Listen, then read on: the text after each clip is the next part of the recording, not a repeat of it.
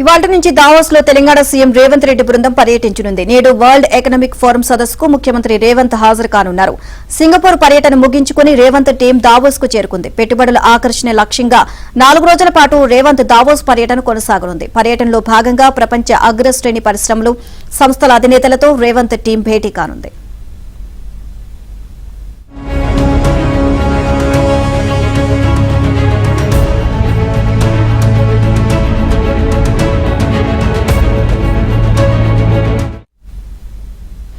Overall గా ఇదే అంశానికి సంబంధించి మరిన్ని అప్డేట్స్ మా కరెస్పాండెంట్ నర్సింగరావు నాడికి తెలుసుకుందాం. నర్సింగరావు, రేవంత్ రెడ్డి దావోస్ పర్యటనకు సంబంధించి పూర్తి అప్డేట్స్ ఏంటి?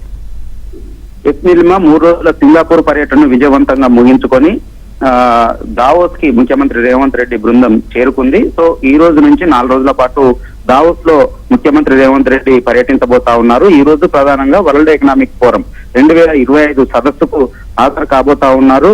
ఈ దావోస్ సదస్సుకు దాదాపుగా 130 దేశాల నుంచి దాదాపుగా 3,000 మందికి పైచేరుకు నాయకులు, అగ్రశ్రేణి సంస్థలు, పరిశ్రమలకు సంబంధించినటువంటి అధినేతలు హాజరు కాబోతున్నారు. ప్రధానంగా రేవంత్ రెడ్డి రాష్ట్రానికి పెట్టుబడుల ఆకర్షణ లక్ష్యంగా ఈ విదేశీ టూర్ ను చేస్తా ఉన్నారు. అందులో భాగంగా మొదటి 3 రోజులు సింగపూర్ లో పర్యటించారు. సింగపూర్ పర్యటనలో దాదాపుగా సెమీ కండక్టర్స్ ఇండస్ట్రీకి సంబంధించినటువంటి వాళ్ళు పెట్టుబడులు పెట్టేందుకు ఇక్కడికి ముందుకు వచ్చారు. అదేవిధంగా 3,500 కోట్లతో మరో కంపెనీ ఇక్కడికి పెట్టుబడి పెట్టేందుకు ఆమోదం తెలిపింది. దాంతో పాటుగా నిన్న మరొక కంపెనీ 450 కోట్లు పెట్టేందుకు ముందుకు వచ్చింది. సో ఇక దావోస్ లో కూడా మరిన్ని పెట్టుబడులు రాబట్టడమే లక్ష్యంగా ఈ రోజు నుంచి పర్యటనను కొనసాగిస్తా ఉన్నారు.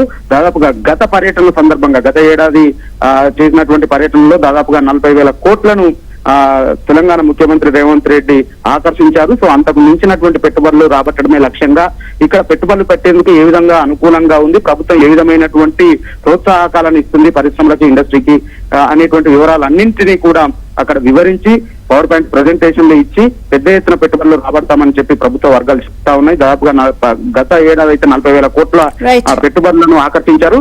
ఈ టూర్ లో కూడా అంతకు మించినటువంటి పెట్టుబడులు వస్తాయని చెప్పి చెప్తా ఉన్నారు. 4 రోజుల పాటు ఈ దావోస్ పర్యటన కొనసాగనుంది. Neelima. Right, thank you Narsingarao.